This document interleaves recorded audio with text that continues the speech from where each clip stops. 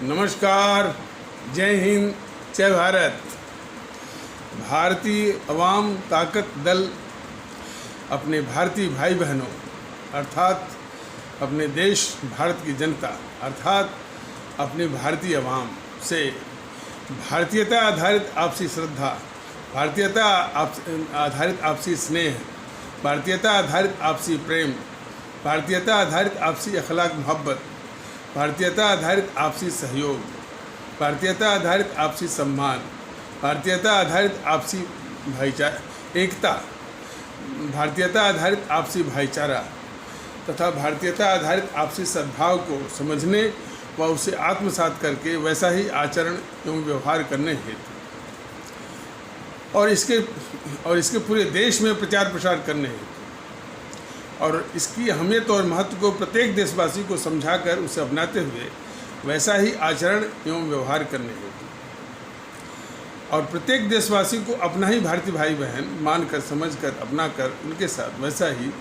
और उसी अनुसार आचरण एवं व्यवहार करने हेतु सतत सदैव और हमेशा अदब के साथ आदर के साथ अर्ज करता है, विनती करता है। अब हम सभी लोग जो चीन के साथ जो तनावपूर्ण स्थिति बनी हुई है अपने देश भारत की, उसी के संबंध में कुछ बात कर लेते हैं। एक अधीर रंजन चौधरी हैं जो कि GNPC गांधी नेहरू परिवार चंडाल चौकड़ी जिसको आप लोग गलती से या भूल से या भ्रम से कांग्रेस कहते चले आ रहे हैं, लेकिन उसके चाल चरित्र और चेहरे के अनुसार वो और जो उसकी वास्तविकता है वो GNPC है, गांधी नेहरू परिवार चंडाल चौकड़ी काकस है वो। तो उसके जो नेता हैं लोकसभा में अधीर रंजन चौधरी, फिर वही कह रहे हैं कि जो है चीन जो है इतना हमारी सीमा में इतना घुसा है। उस अधीर रंजन चौधरी से यह देश पूछना चाहता है कि तुम उस गद्दार से क्यों नहीं पूछता, नेहरू से, जिसने थाली में सजा करके तिब्बत को अपने दुश्मन नंबर 1 चीन को दे दिया। तो तुम उस गद्दार जो है वो नेहरू और GNPC के नेता हो। और चूँकि ये जो बीजेपी वाले हैं वो कभी उनके इस गद्दारी वाले चेहरे को बेनकाब नहीं करना चाहते हैं और बेनकाब न हो ऐसी साजिश कर रहे हैं वो बीजेपी वाले, इसलिए कोई बोलता नहीं है। यानी कोई नहीं बोलता है कि भाई जिसने तिब्बत को तिब्बत जो है कम से कम यदि भारत में न मिलता तो कम से कम भारत और चीन के बीच में एक बफर स्टेट होता और जिसका क्षेत्रफल भारत के क्षेत्रफल के 2/3 है और जहाँ के लोग जो है वो बौद्ध धर्म को मानने वाले हैं, बहुत शांतिप्रिय हैं, उसको इस गद्दार नेहरू ने सजा करके जो है वो क्या तिकड़म चल करके मैंने भारत के खिलाफ गद्दारी करते हुए वो चीन के हवाले कर दिया उसने। और भारत के साथ धोखेबाजी का सिलसिला वो अपनाते हुए जो है वो 45 हज़ार वर्ग मील और दे दिया अक्साई चीन से। और क्या झूठ बोला इस नेहरू ने कि अक्साई चीन चला गया तो चला गया, उस पर एक वो घास भी नहीं उगती है।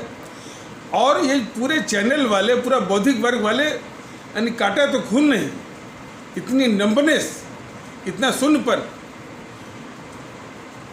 और या दूसरे शब्दों में आप कह सकते हैं कि वो साइकोलॉजिकल पैरालिसिस या साइकोलॉजिकल एबिस वो रसातल कि कोई ये नहीं पूछता कि कोई ये कहता नहीं है कि ये नेहरू की गद्दारियों का ये प्रतिफल जो है, नेहरू की गद्दारियों का ये जख्म जो है वो ये देश झेल रहा है। और क्या वक्त आ गया है कि जिन्होंने इस देश के साथ गद्दारी की है और ये बीजेपी वाले और पूरा चैनल वाले उन्हीं से जो है वो सवाल करने का वो नैतिक अधिकार दिए हुए हैं। खैर कोई बात नहीं है। इसीलिए ये भारतीय वाम ताकत दल अपने आदरणीय भारतीय वाम से ये निवेदन करना चाहता है कि ये बीजेपी का तमाशा देखिए। वो नेहरू के गद्दार चरित्र का देश के खिलाफ जो गद्दारी उसको बेनकाब नहीं होने देने की लगातार साजिश कर रही है बीजेपी। तो बीजेपी भी नेहरू के बराबर ही गद्दार है इस देश की। यही समझाना है अपने आदरणीय भारतीय भाई बहनों। और सुभाष चंद्र बोस के विषय में तो जो हमारे राष्ट्रभक्त शिरोमणि नेताजी सुभाष चंद्र बोस के विषय में तो ये मोदी जी का पाखंड तो अब आपने सुना ही होगा। और फिर से कह देते हैं कि जब ये मोदी महोदय जब वो गुजरात के मुख्यमंत्री थे तो सुभाष चंद्र बोस के परिवार, खास करके सुभाष चंद्र बोस के जो पोता हैं, जो ग्रैंडसन हैं चंद्र कुमार बोस, वो मिला करते थे। तो ये उनसे वादा किए थे कि जब भी हमको मौका मिलेगा तो जो उनकी क्लासिफाइड फाइलें हैं उनकी मृत्यु के संबंध में, तो उसको डीक्लासिफाई करके अब वो फाइलें हम जो सार्वजनिक कर देंगे। और जब ये प्रधानमंत्री हुए मोदी महोदय, तो एकाध फाइलों को सार्वजनिक किया और उससे अधिक तो जो ममता बनर्जी ने कर दिया था। बल्कि ममता बनर्जी ने बतौर मुख्यमंत्री काफ़ी फाइलों को उसने सार्वजनिक कर दिया। और ये मोदी महोदय को जो कि प्रधानमंत्री हैं, उनको कहा भी कि अब आप इसके बाद आप करिए। द्वे करने के बाद ये मोदी महोदय फिर सुट्ट हो गए, फिर वो चुप हो गए, गिगी इनकी बंद हो गई। और इस पर जो है, और इसी आशा में चंद्र कुमार बोस जो है बीजेपी को ज्वाइन भी किए थे। बहुत दुख हुआ उनको, चंद्र कुमार बोस को इस व्यवहार पर। व्यवहार क्या मतलब कि ये मोदी का जो है ये राजभक्ति बिल्कुल छलावा है। ये उनकी मंशा जरा भी नहीं है कि राष्ट्रभक्त शिरोमणि नेताजी सुभाष चंद्र बोस का जज्बा जो है वो इस देश में लोकप्रिय हो।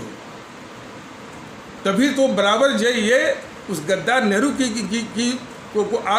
पूजा करके उसको हमेशा वो रोके रहते हैं।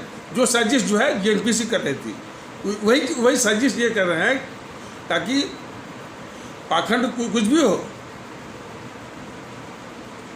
तो ये वही साजिश कर रहे हैं कि नेहरू की पूजा करते रहिए ताकि राष्ट्रभक्त शिरोमणि नेताजी सुभाष चंद्र बोस, उनका महत्व, उनका जज्बा, उनका संदेश, उनके दर्शन जनमानस में ना आने पाए। ये साजिश है मोदी जी की।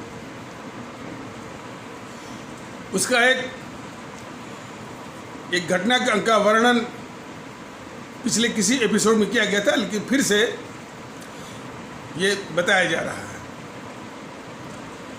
मोदी महोदय ने सुभाष चंद्र बोस के नाम पर एक संग्रहालय बना दिया है यह लाल किला में। और ये इन्होंने एक बार कहा भी था कि हमारे देश की वास्तविक आज़ादी का दिन जो है वो 21 अक्टूबर 1943 से कहा भी था। लेकिन मुंह से कहने से क्या फ़ायदा मोदी जी, लागू करने की मनसा या हिम्मत आप में है? वही पाखंड जो जेएनपीसी वालों का, मुंह से कुछ कहते रहिए, न वो मन में है, न वो आपको करना है। ऐसी कोई मनसा है। यानी मनसा वाचा कर्मणा में सिर्फ वाचा है, न तो कर्मणा है न तो मनसा है। ये पाखंड है मोदी जी का सुभाष चंद्र बोस के, हमारे राष्ट्रभक्त शिरोमणि नेताजी सुभाष चंद्र बोस के प्रति।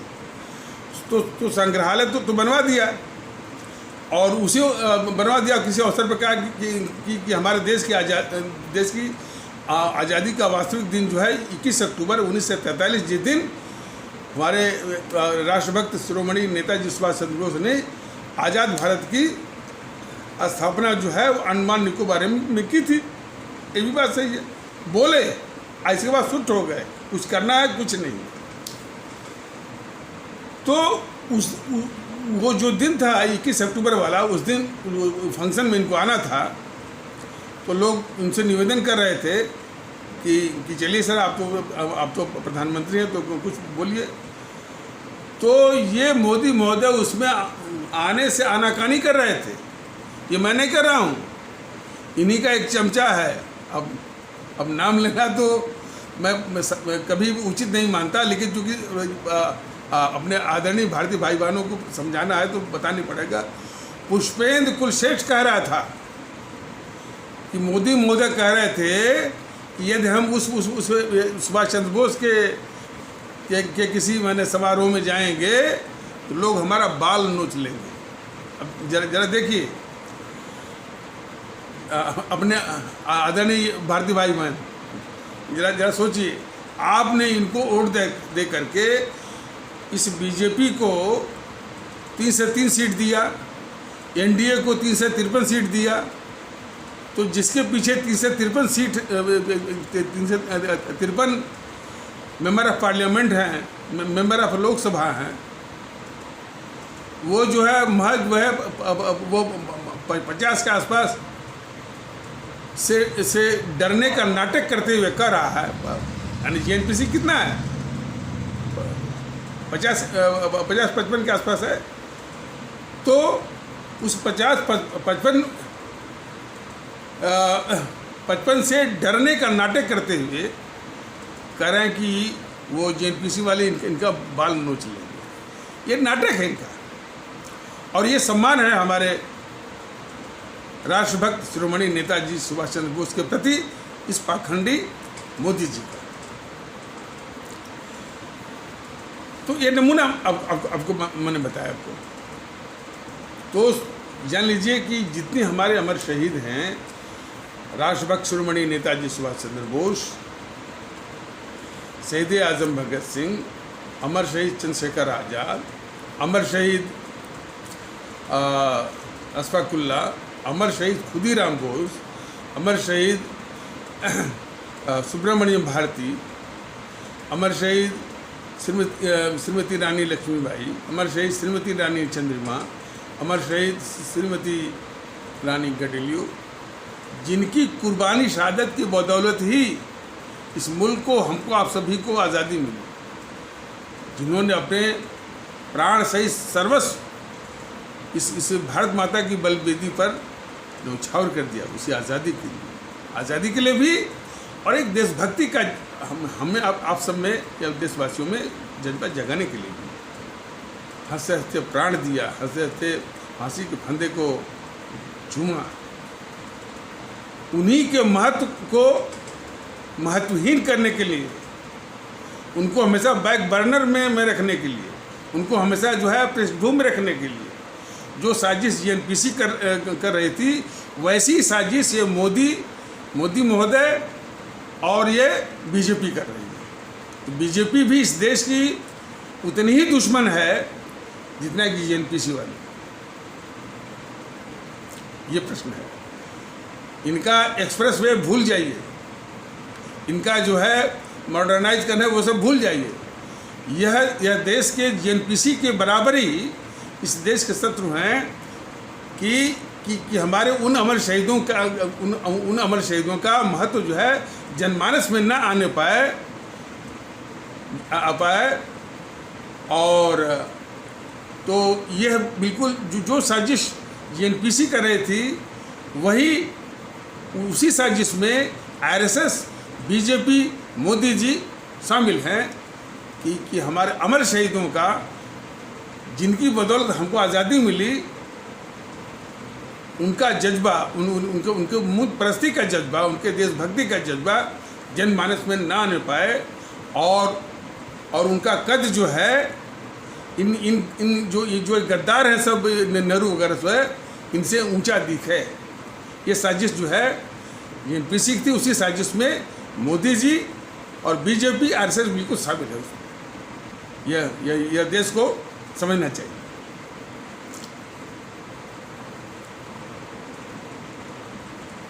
अभी ठीक इसके पिछले एपिसोड में बताया गया था कि हमारे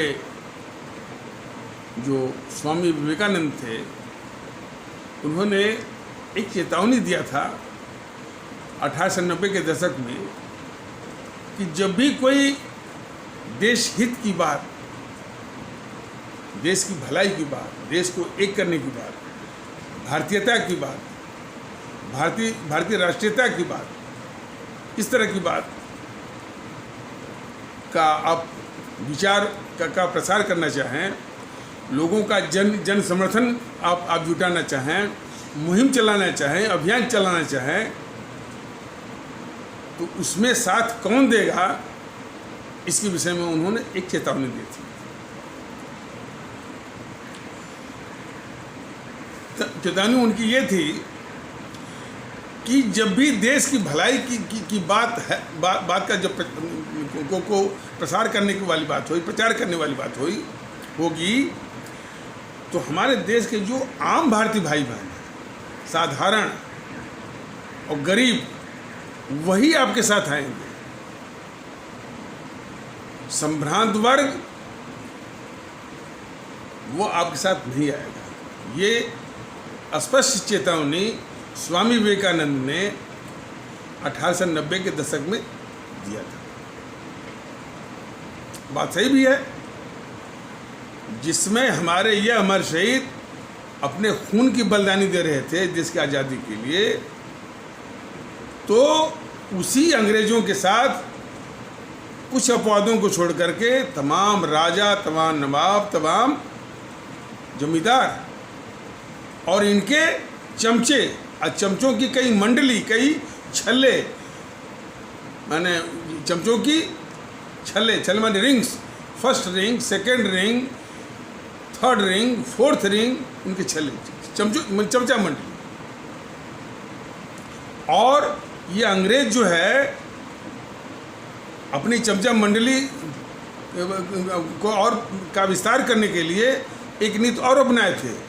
इन्हीं में किसी को राय बहादुर, किसी को नाइटहुड दे करके, अरे ये जो कांग्रेस में ही यानी वो कितने को मिला हुआ है राय बहादुर नाइटहुड, करना नहीं पड़े। तो ये कांग्रेस भी, मैंने बताया कांग्रेस भी चमचा, मुखबिर और दलाल थी, अब वो वहाँ अंग्रेजी सरकार की।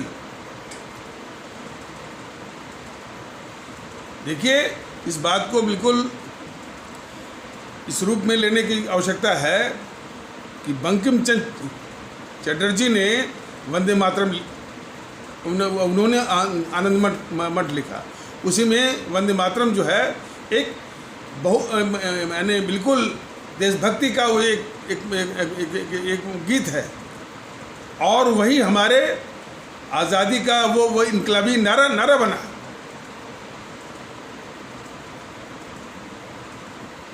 तो उसको इन गद्दारों ने, कौन गद्दार, जेएनपीसी वालों ने दरकिनार कर दिया।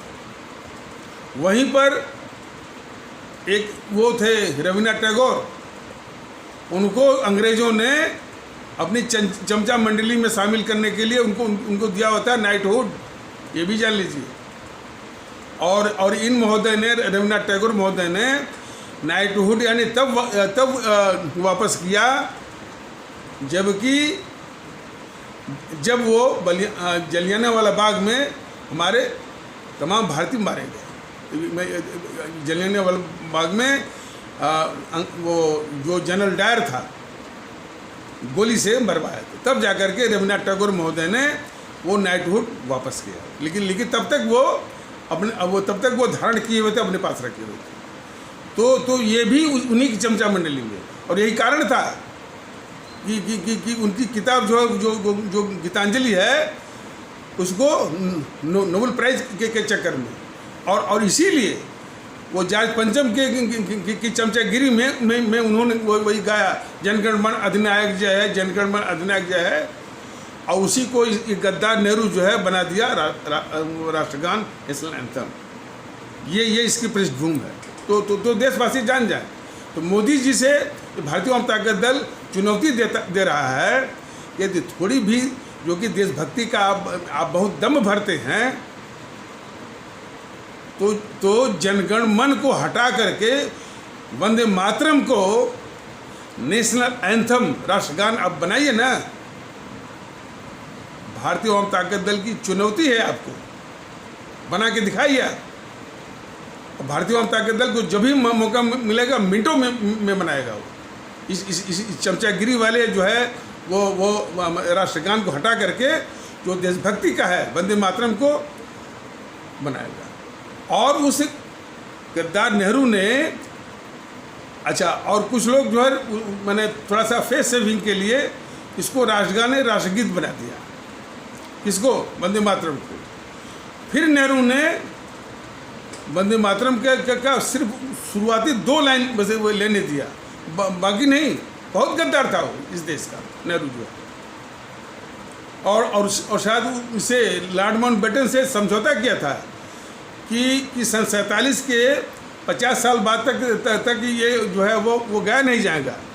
और शायद 1998 में किसी ने सवाल उठाया, तब जाकर के ये इसका गान आरंभ हुआ। तो अपने देश की जो अस्मिता है, जो हमारा मूल है, और हमारे जो हमारी मान्यताएं हैं, उसकी जड़ खोदने वाला उसके देश का गद्दार ये नेहरू है। और पूरी जेएनपीसी है। और उसी साजिश में ये बीजेपी भी शामिल है और कहती है कि हम जो है वो राष्ट्रवाद चला रहे हैं। यह जेएनपीसी, गांधी नेहरू परिवार, चांडाल चौकड़ी काकस के ही बराबर इस देश की शत्रु है बीजेपी।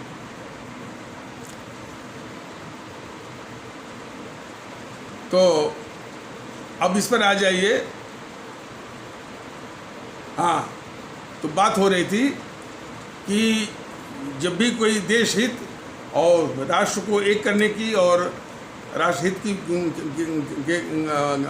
राष्ट्रहित में कोई अभियान, कोई विचार का प्रचार प्रसार करना हो, तो साथ कौन देगा? हमारे आम भारतीय भाई, गरीब लोग। संभ्रांत वर्ग नहीं देगा। संभ्रांत वर्ग उसमें क्या कौन था? बता दिया गया कि कुछ अपवादों को छोड़कर कि राजा, नवाब, जमींदार, उनके पूरी चमचा मंडली, और अंग्रेजों ने अपनी चमचा मंडली के विस्तार के लिए ये कुछ उपाधियाँ, राय बहादुर नाइटहुड दिया करते थे। तो ये मंडली वो सम्राट वर्ग में आती थी। वो जो है आज़ादी की लड़ाई में वो इनके साथ, माने भारत के साथ नहीं थी, वह अंग्रेजों के साथ थी, हमारे दुश्मन के साथ थी। वो सम्राट वर्ग, वही सम्राट वर्ग आज तब्दील हो गया है मीडिया में, वही तब्दील हो गया है बौद्धिक वर्ग के एक बड़े हिस्से में। वही सम्राट वर्ग आज है जो हमारी नौकरशाही है, ब्यूरोक्रेसी है। वही सम्राट वर्ग है। जितने हमारे शिक्षा शास्त्री हैं, एकेडमिशियंस या एजुकेशनिस्ट, वो है। न्यायपालिका में भी जो उच्च न्यायपालिका है, higher judiciary, supreme court, high court के जजेज, जो, तो ये सम्भ्रांत वर्ग की विशेषता ये होती है। और भी इसके विषय में बताया गया था कि ये सुविधा भोगी बहुत होते हैं।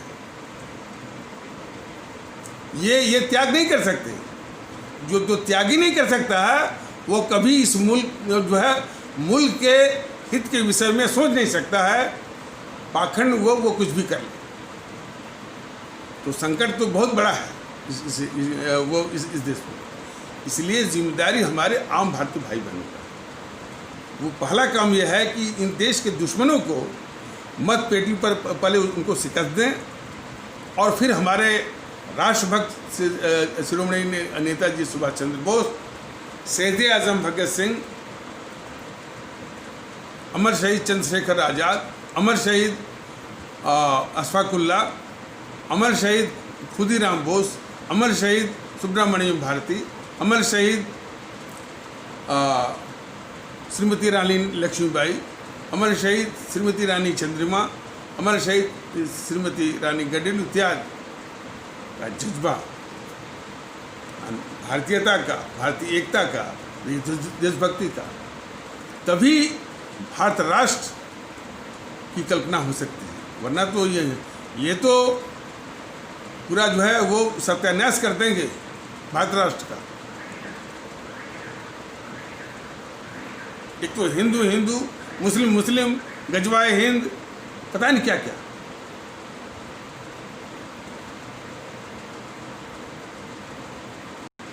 तो जो इन संभ्रांत वर्गों की बात बताई गई है मीडिया में, पत्रकारों का जो समूह है, बौद्धिक वर्ग का जो समूह है, नौकरशाही में है, शिक्षाविद, शिक्षा शास्त्रियों में, और बहुत शिक्षण वो संस्थानों में जो बड़े बड़े विद्वान बैठे हुए हैं,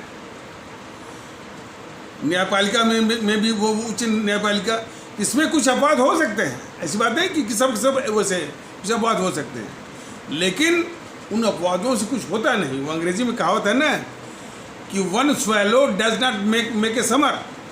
तो कुछ अपवादों से यानी जो है जो सामान्य मैंने जो आचार व्यवहार है, जो जो जो जो चाल चलन है, वो बदलता नहीं है। तो इसीलिए उन्होंने 1890 के दशक में हमारे स्वामी विवेकानंद ने कहा था, the only hope is from the masses, the only hope is from the masses, the elite of this country is morally and physically dead. जो कुछ आशा है हमारे मासेस से, हमारे आम साधारण भारतीय भाई बहनों से ही है, गरीब भारतीय भाई बहनों से ही है। वरना तो इस देश का संभ्रांत वर्ग इसका यह नैतिक रूप से मर चुका है।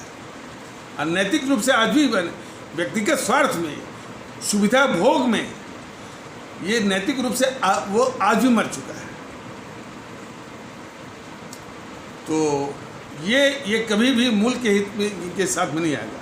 हाँ, सत्ता में जब होंगे तब ये तो आप ये मक्खियों की तरह भिन भिनाएंगे जरूर। ये इसका चरित्र है। देश हित की बात होगी, उसकी चर्चा होगी, उसकी मुहिम होगी, और देश की भलाई को भी सच्चे अर्थों में कभी भी आपके साथ में नहीं आएगा। जब आप सत्ता के करीब होंगे तो ये मक्खियों की तरह जो है, it will make A B line,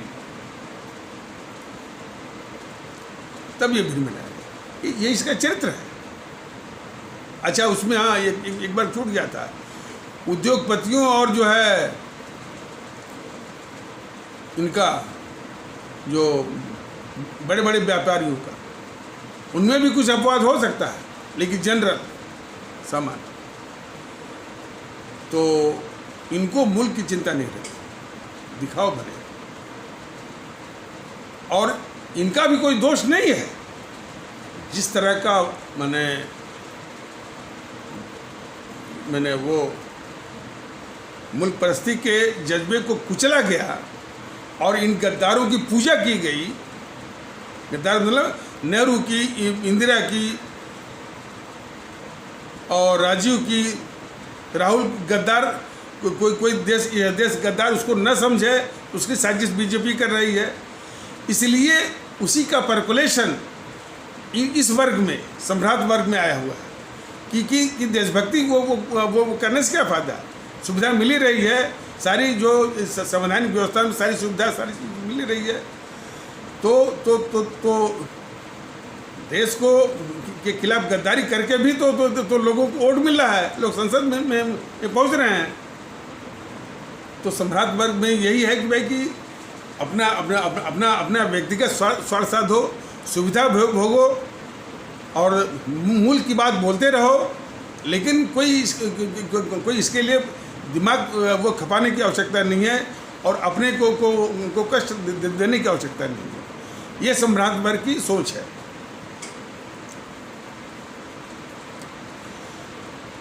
करीब 1 महीना पहले, हाँ, जब वो राम जन्मभूमि पूजन में गए थे ना मोदी महोदय, देखिए प्रधानमंत्री होकर के वहाँ जाता है, अब सम्मान नहीं रहा। प्रधानमंत्री के रूप में ऐसे पांथिक समारोह में जाना यह जो है प्रधानमंत्री के कर्तव्य के सर्वथा विरुद्ध है, संवैधानिक कर्तव्यों के सर्वथा विरुद्ध है। प्रधानमंत्री पूरे देश का है, किसी खास समुदाय का नहीं है, किसी खास पंथ का नहीं है, पूरे देश का है। तो वो संवैधानिक जो कर्तव्य से सर्वथा विरुद्ध उन्होंने काम किया।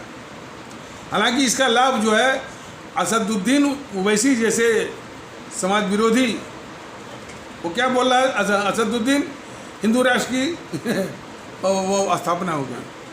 हम उस बेवकूफ़ को, असदुद्दीन को हम क्या कहें बताइए, वो वकील भी है। अरे भाई, मोदी या 1000 मोदी या 1 लाख मोहन भागवत भी चाहें तो यह हमारा भारत राष्ट्र हिंदू राष्ट्र नहीं बन सकता। ये हमारा पासपोर्ट मिलता है ना सबको, देखिए वो क्या लिखा रहता है, भारत गणराज्य, इंडियन रिपब्लिक, क्योंकि भारतीय संविधान से चलता है। तो वह भी जो हिंदू राष्ट्र का जो हवा खड़ा करके एक राजनीति चमकाना चाहता है, बहुत ही समाज विरोधी है वो असदुद्दीन ओवैसी। और ऐसे कई हैं जो चमका रहे हैं। ये जेएनपीसी भी चमकाती है, वामदल वाले भी चमकाते हैं, कन्हैया कुमार भी चमकाता है हिंदू राष्ट्र बोल करके।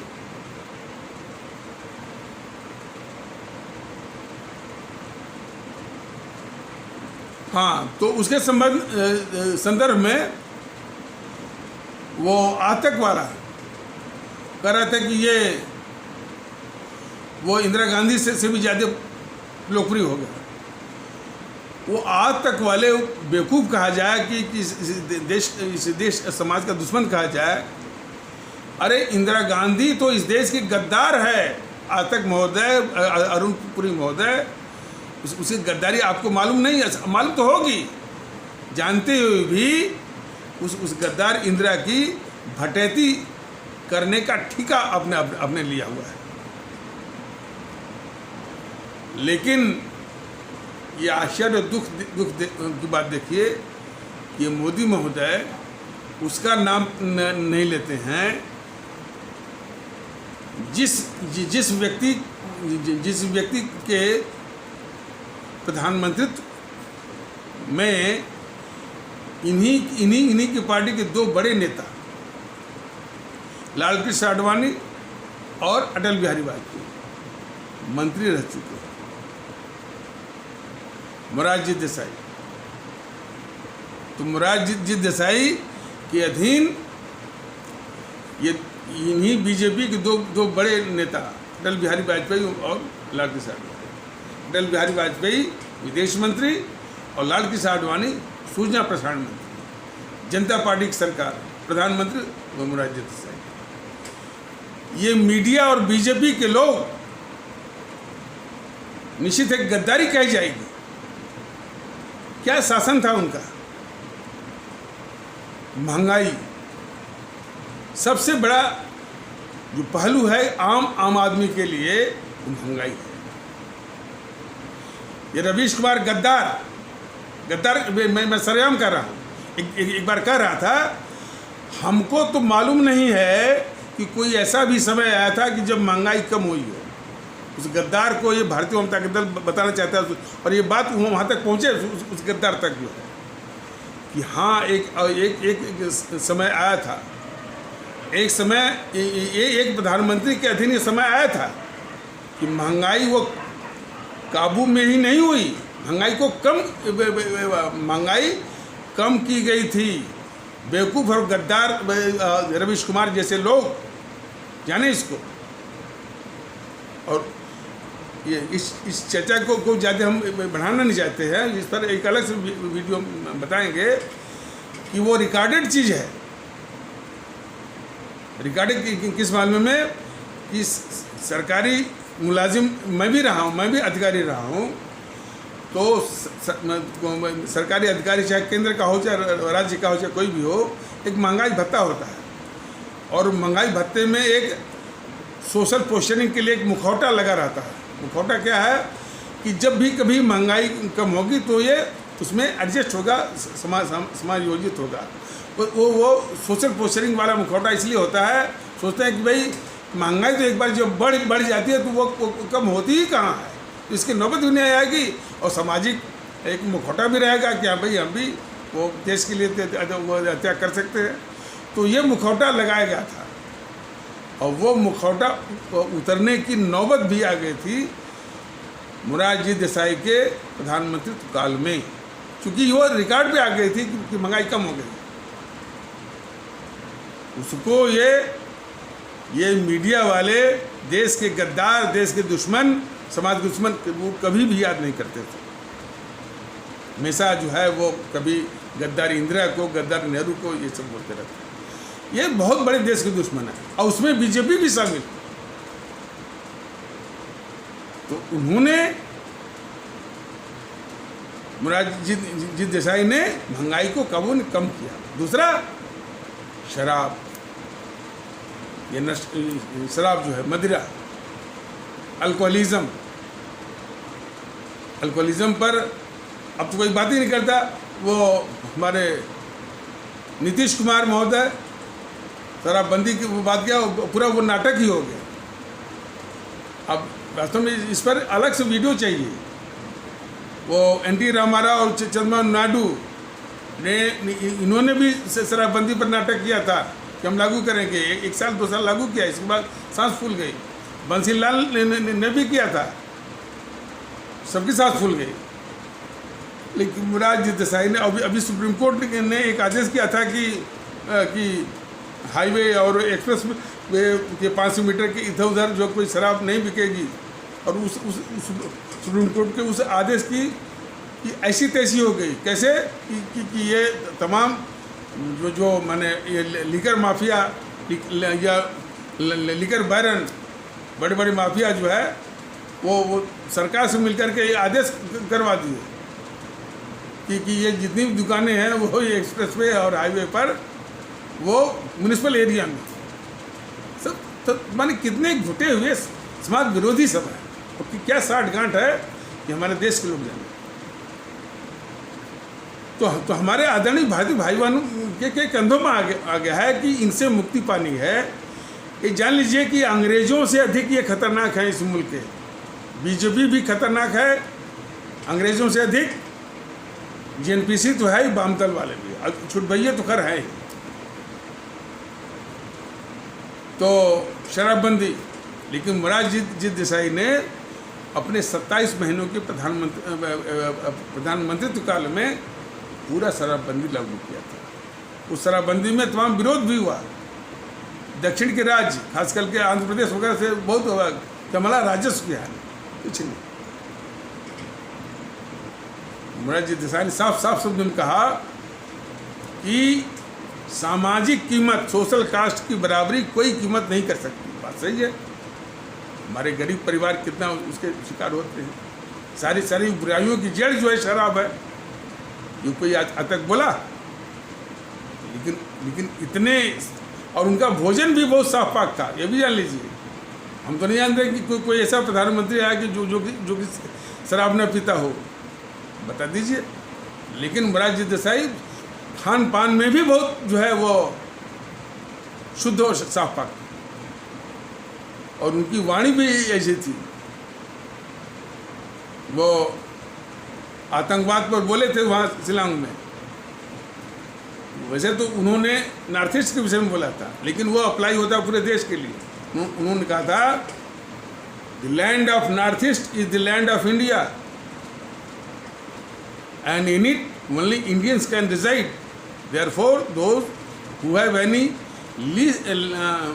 less or least faith in the Indian people, in the Indian soil, as well as in the Indian Constitution, shall have to leave this country immediately. कहने का मतलब है, उन्होंने कहा कि ये पूर्वोत्तर भारत की ज़मीन भारत की है, इसलिए इसमें भारतीय लोग रहेंगे। इसलिए वो तत्व, वो लोग जो यहाँ के लोगों में, यहाँ की मिट्टी में, यहाँ के संविधान में जरा भी कम विश्वास रखते हो, तुरंत इस देश को छोड़ दें। मैं समझता हूँ कि इसी तरह की बेबाक दो टूक शब्द में कोई प्रधानमंत्री बोल दे, सारे आतंकवादी सारे अलगाववादी भाग जाएंगे इस देश से। लेकिन वो नैतिक साहस हो तब, लेकिन उसका वर्णन जो है ये गद्दार चैनल वाले जो है वो कभी नहीं करते। दिन रात जो है नेहरू, गद्दार नेहरू को, गद्दार इंदिरा को, गद्दार जो है, और ये जो है राहुल को कोई गद्दार न समझे, ये साजिश करती है बीजेपी, उसको पप्पू कहो, लेकिन गद्दार मत समझो, मत देखो। तो बीजेपी इस देश के साथ बहुत बड़ी गद्दारी कर रही है, बहुत बड़ा छल कर रही है। आगे आने वाले वीडियो में अब जनता के सामने ये बताया जाएगा कि बीजेपी का इस देश में रहना जो है बिल्कुल खतरनाक है और खतरे से खाली नहीं है। तो इन्हीं आवश्यक शब्दों के साथ इस आवश्यक परिचर्चा को यहीं पर विराम दिया जाता है। तब तक के लिए नमस्कार, जय हिंद, जय भारत।